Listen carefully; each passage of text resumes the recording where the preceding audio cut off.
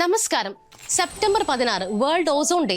ലോകം മുഴുവൻ ഒരു ഹെൽത്തി ഓസോൺ പാളി വേണ്ടതിന്റെ ആവശ്യകതയെക്കുറിച്ച് ചർച്ച ചെയ്യുകയും പരിസ്ഥിതി സംരക്ഷണത്തിനുള്ള മാർഗങ്ങൾ തേടുകയും ചെയ്യുമ്പോൾ നമ്മളും ഒരല്പം വിജിലന്റ് ആകണ്ടേ? അന്തരീക്ഷത്തിലെ ഓസോൺ പാളി ഭൂമിയെ സംരക്ഷിക്കുന്ന ഒരു കുട പോലെയാണ്. അതിനെ സംരക്ഷിക്കേണ്ടത് നമ്മുടെ എല്ലാം കടമയുമാണ്. എന്നാൽ ഈ കടമ ഒരു അവസരമായി മാറിയാലോ? പരിസ്ഥിതിയെ സംരക്ഷിക്കുന്നതിലൂടെ എങ്ങനെ പണം ഉണ്ടാക്കാൻ കഴിയുമെന്ന് നിങ്ങൾക്ക് അറിയാമോ? ഇന്നത്തെ വീഡിയോയിൽ നമ്മൾ അതിനെക്കുറിച്ചാണ് സംസാരിക്കുന്നത്. Welcome to Entri commerce. എന്താണ് ഗ്രീൻ അക്കൗണ്ടിംഗ്? സാധാരണ നമ്മളൊരു ബിസിനസ്സിൽ വരുമാനം, ചിലവ്, ലാഭം എന്നിവ രേഖപ്പെടുത്താറുണ്ട്. ഇതിനെയാണ് ഫിനാൻഷ്യൽ അക്കൗണ്ടിംഗ് എന്ന് പറയുന്നത്. ഗ്രീൻ അക്കൗണ്ടിംഗ് എന്നാൽ ഒരു കമ്പനി നാച്ചുറൽ റിസോഴ്സസ് എങ്ങനെ ഉപയോഗിക്കുന്നു, എത്രമാത്രം മാലിന്യവും മലിനീകരണവും ഉണ്ടാക്കുന്നു എന്ന് രേഖപ്പെടുത്തുന്നതാണ്.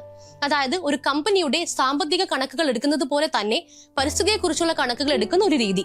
ഒരു കമ്പനിയുടെ പ്രവർത്തനങ്ങൾ പരിസ്ഥിതിക്ക് എത്രത്തോളം നല്ലതാണെന്നും ദോഷകരമാണെന്നും മനസ്സിലാക്കാൻ ഇതുവഴി സഹായിക്കും. ഇനി ഗ്രീൻ അക്കൗണ്ടിംഗുമായി ബന്ധപ്പെട്ട് കൂട്ടി വായിക്കേണ്ട ഒരു ടേം ആണ് കാർബൺ ക്രെഡിറ്റ്. ഒരു ടൺ കാർബൺ ഡയോക്സൈഡ് അതിന് തുല്യമായ മറ്റ് ഗ്രീൻ ഹൗസ് വാതകങ്ങളോ അന്തരീക്ഷത്തിൽ നിന്നും ഒഴിവാക്കുകയോ അല്ലെങ്കിൽ അവയുടെ പുറന്തള്ളൽ കുറയ്ക്കുകയോ ചെയ്യുമ്പോൾ ലഭിക്കുന്ന ഒരു സർട്ടിഫിക്കറ്റ് ആണ് കാർബൺ ക്രെഡിറ്റ്. ഒരു കാർബൺ ക്രെഡിറ്റ് എന്നാൽ ഒരു ടൺ കാർബൺ പുറത്തുവിടുന്നത് ഒഴിവാക്കി എന്നതിന്റെ തെളിവാണ്. ഈ ക്രെഡിറ്റുകൾ അന്താരാഷ്ട്ര വിപണിയിൽ മലിനീകരണം നടത്തുന്ന കമ്പനികൾക്ക് പണം വാങ്ങി വിൽക്കാൻ സാധിക്കും.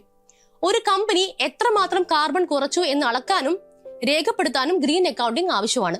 ഗ്രീൻ അക്കൗണ്ടിങ്ങിലൂടെ ലഭിക്കുന്ന ഇത്തരം വിവരങ്ങളാണ് കാർബൺ ക്രെഡിറ്റുകൾക്ക് അംഗീകാരം നൽകുന്നത്.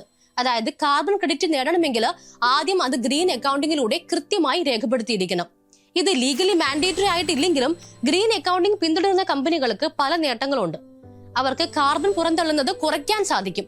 അതുകൊണ്ട് തന്നെ അവർക്ക് കാർബൺ ക്രെഡിറ്റുകൾ നേടി അത് കൂടുതൽ മലിനീകരണങ്ങൾ ഉണ്ടാക്കുന്ന കമ്പനികൾക്ക് വിറ്റ് പണം ഉണ്ടാക്കാം. ഭാവിയിൽ സർക്കാർ കർശനമായ നിയമങ്ങൾ കൊണ്ടുവരുമ്പോൾ ഈ കമ്പനികൾക്ക് അത് എളുപ്പത്തിൽ പാലിക്കാനും സാധിക്കും. കൂടാതെ ഒരു പരിസ്ഥിതി സൗഹൃദ ബിസിനസ് എന്ന നിലയിൽ ബ്രാൻഡിന് നല്ല പേര് ലഭിക്കുകയും ഉപയോക്താക്കൾക്കിടയിൽ വിശ്വാസം വളർത്തുവാനും സാധിക്കും. ഇനി സാധാരണക്കാർക്ക് ഇതിലുള്ള പങ്കാളിത്തം എങ്ങനെയാണ്? ചെറിയ ബിസിനസ്സുകാർക്കും വ്യക്തികൾക്കും ഇതിൽ പങ്കാളികളാകാൻ സാധിക്കും.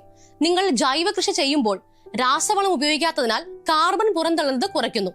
നിങ്ങളുടെ വീട്ടിലോ സ്ഥാപനത്തിലോ സോളാർ പാനലുകൾ സ്ഥാപിക്കുമ്പോൾ കാർബൺ പുറന്തള്ളൽ കുറയ്ക്കുന്നു. നിങ്ങൾ മരങ്ങൾ വച്ചു പിടിപ്പിക്കുമ്പോൾ അന്തരീക്ഷത്തിലെ കാർബൺ ആഗിരണം ചെയ്യപ്പെടുന്നു. ഇങ്ങനെയുള്ള ചെറിയ പ്രവർത്തനങ്ങൾ പോലും കാർബൺ ക്രെഡിറ്റ് പദ്ധതികളുടെ ഭാഗമാകാൻ സഹായിക്കും. വ്യക്തികൾക്ക് ഒറ്റയ്ക്ക് സർട്ടിഫിക്കേഷൻ നേടുന്നത് ബുദ്ധിമുട്ടായതുകൊണ്ട് കൂട്ടമായി ചേർന്ന് അഗ്രിഗേറ്റർ കമ്പനികൾ വഴി ഇത് ചെയ്യാൻ സാധിക്കും. ഇങ്ങനെ ചെയ്യുന്നതിലൂടെ ചെറുതെങ്കിലും ഒരു വരുമാനം നേടാനുള്ള സാധ്യതയുമുണ്ട്. അപ്പോൾ പരിസ്ഥിതി സംരക്ഷണം ഒരു കടമ മാത്രമല്ല, മറിച്ച് ഒരു പുതിയ വരുമാന സ്രോതസ് കൂടിയാണ്. പ്രകൃതിയെ സംരക്ഷിക്കുമ്പോൾ തന്നെ സാമ്പത്തികമായി നേട്ടമുണ്ടാക്കുന്ന ഒരു വിൻ വിൻ അവസരമാണിത്. ഈ ലോക ഓസോൺ ദിനത്തില് ഓസോൺ പാളി സംരക്ഷിക്കാനും മലിനീകരണം കുറയ്ക്കാനും നമുക്ക് പ്രതിജ്ഞയെടുക്കാം. ഓരോരുത്തരും ചെയ്യുന്ന ചെറിയ കാര്യങ്ങൾ പോലും വലിയ മാറ്റങ്ങൾ ഉണ്ടാക്കും. നിങ്ങളുടെ വീടിന്റെ ടെറസിൽ ഒരു സോളാർ പാനൽ വെക്കുന്നത്, ജൈവ കൃഷി രീതികൾ സ്വീകരിക്കുന്നത്, അല്ലെങ്കിൽ ഒരു മരം നടുന്നത്, ഇതെല്ലാം ഇന്ന് നിങ്ങൾ എടുക്കുന്ന ചെറിയ ചുവടുവെപ്പുകളാണ്. ഇത് നാളെ നമുക്കും നമ്മുടെ ഭൂമിക്കും വലിയ നേട്ടങ്ങൾ നൽകും. പരിസ്ഥിതിക്ക് നല്ലത് ചെയ്യുന്നത് നമ്മുടെ സാമ്പത്തിക ഭാവിക്കും നല്ലതാണ്. ഈ വീഡിയോ നിങ്ങൾക്ക് ഇഷ്ടപ്പെട്ടെങ്കിൽ ലൈക്ക് ചെയ്യുക, ഷെയർ ചെയ്യുക. കൊമേഴ്സുമായി ബന്ധപ്പെട്ട കൂടുതൽ വിവരങ്ങൾക്കായിട്ട് ചാനൽ സബ്സ്ക്രൈബ് ചെയ്യുക. താങ്ക്